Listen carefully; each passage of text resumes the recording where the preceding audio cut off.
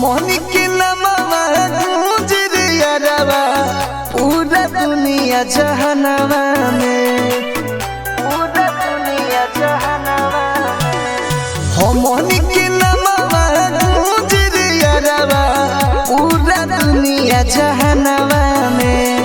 ई प्यार कहवा मिली रे यारवा जवन मिले तोर साथवा में। ई प्यार कहवा मिली रे यारवा जवन मिले तोर साथवा में।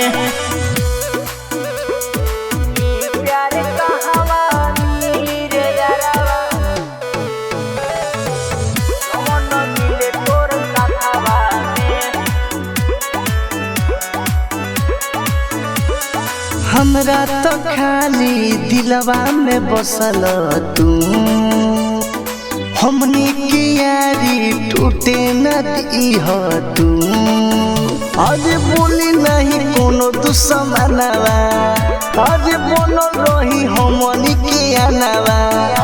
आज सोचल सपनवा पूरा होई दुनिया जहानवा में।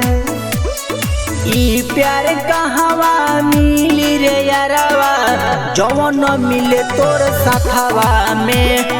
ई प्यार कहवा मिली रे यारवा जवन मिले तोर साथवा में। ई प्यार कहवा मिली रे यारवा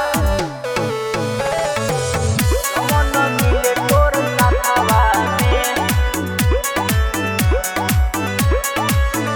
भगवान से तोहके मंगले बानी हो, हमनी के दोस्ती में होई न कमी हो।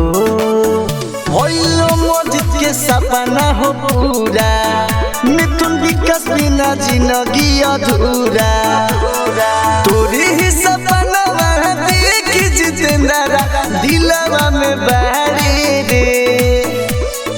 ई प्यार कहवा मिली रे यारवा जवन मिले तोर साथवा में।